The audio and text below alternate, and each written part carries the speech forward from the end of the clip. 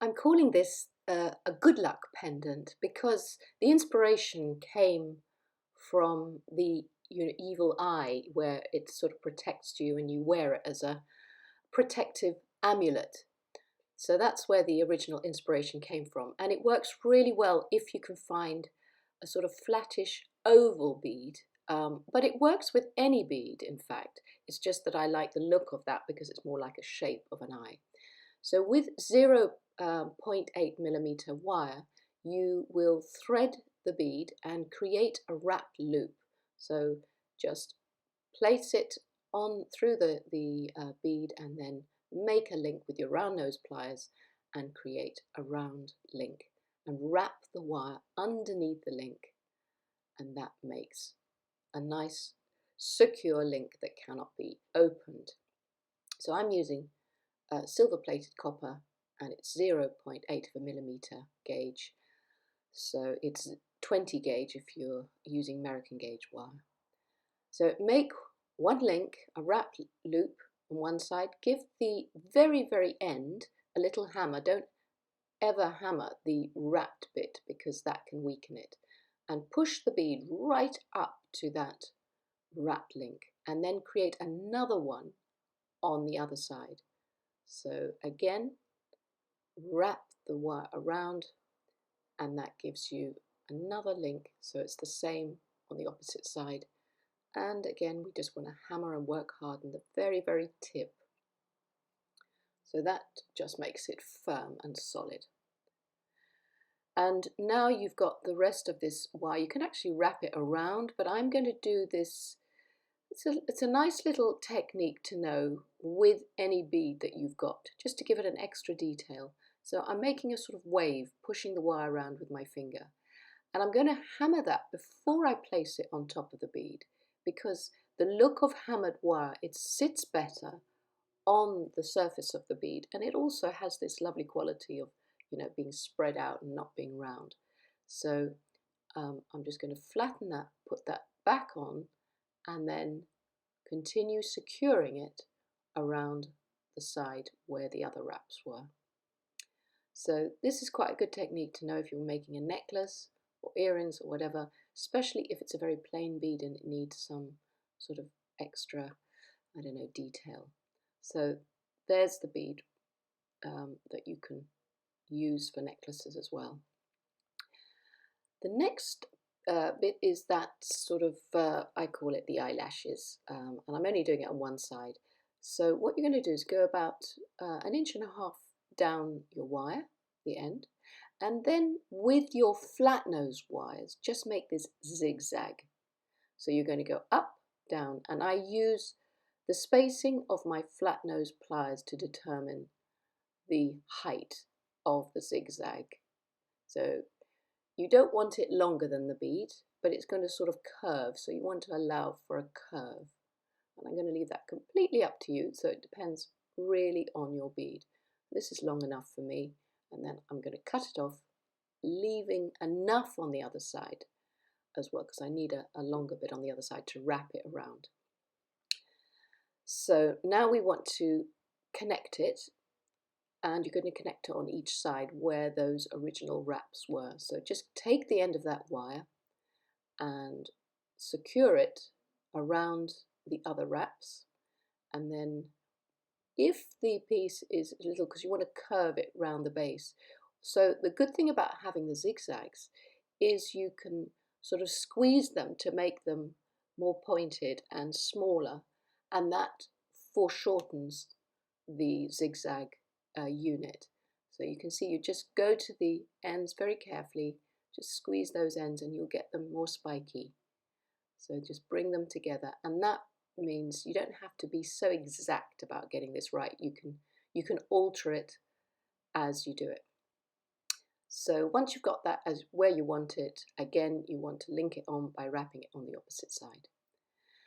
And don't cut off. You can see I've left those ends protruding because I'm going to cut them to the same size, and I'll use them to make little spirals. So if you have wire left over, always remember, before you think about cutting it off, see there I've got two ends let's make them both the same length. So before you ever think about cutting wire off, think, can I make a spiral with it? Because spirals always add that little bit of extra detail, and what's great about them, it hides any workings or, sort of wrapped wires underneath, and it takes your eye away from them. It just adds more decorative detail to your piece.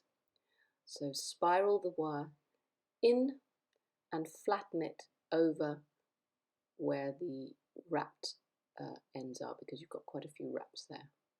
So the same with the other side, tiny little doubled up bit of wire that's wrapped around itself, going round and round in concentric circles, and it will eventually end up just by the side of your wrapped loop.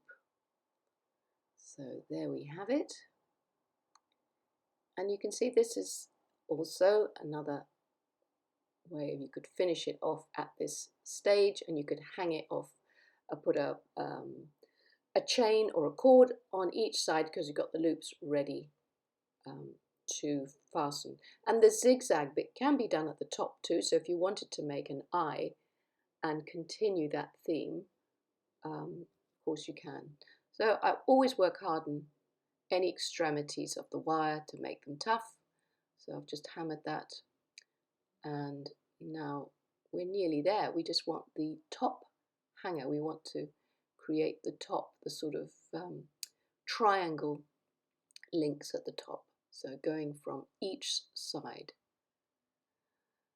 So what you'll need is the 0.8 again, and we need 2 pieces. So I'm going to cut 2 lengths. At this stage, I'm sort of gauging it. I don't quite know. I just cut enough by eye, knowing that I don't want it too long, but I'm going to create eye pins. So you're going to make a centered link at the end of these little wire pieces, and this is where you determine how long you want them.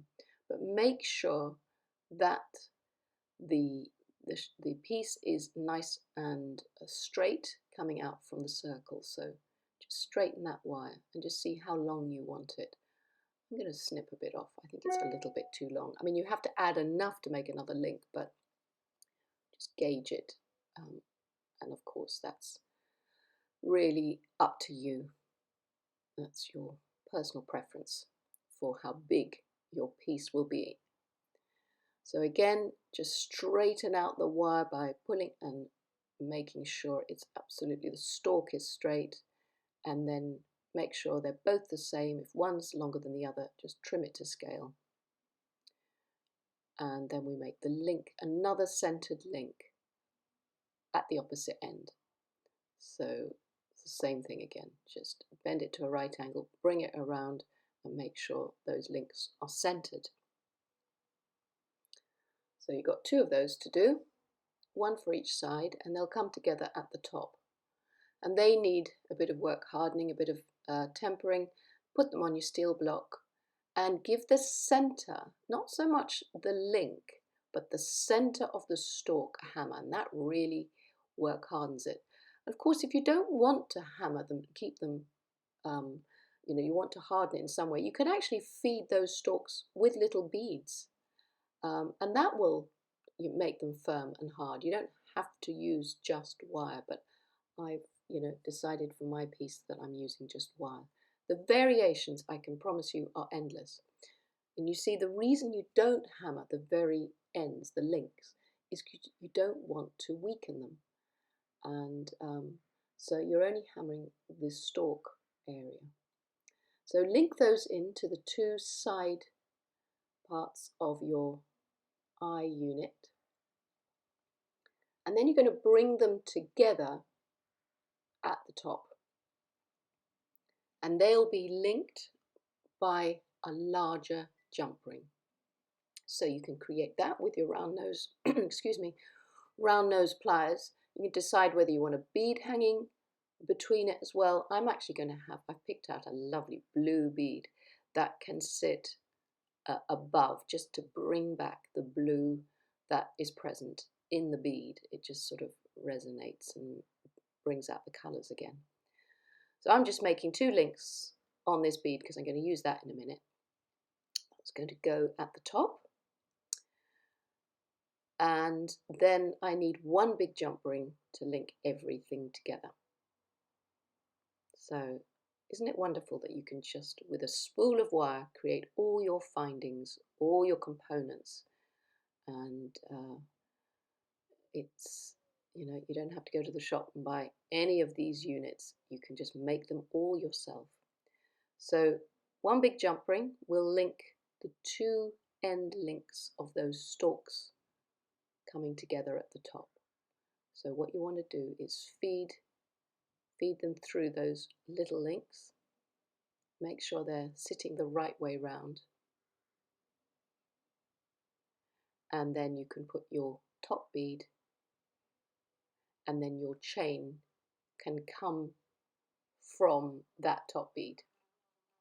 That's how you can suspend it.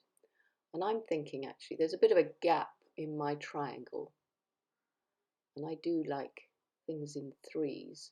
So what I might do is just make, so you put your chain on the top, but I'm just thinking I might make another little bit to fit within the gap of the triangle. We've got 2 spirals on each side of the main focal bead. So I'm going to make another spiral to create the sort of, it just pleases me to have things in 3s. So another little spiral that can sit at the center and give you that nice feeling of, 3 things. It's just an aesthetic detail that I don't know, intuitively I like to see. It's a visual thing.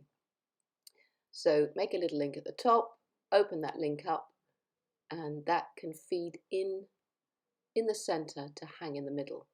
See, I'm literally making this up as I go along, and I want you to be able to do that too. So as you make it, you sort of stand back from it and say, do I need something extra here? Do I need another little detail? There are just so many things you can do.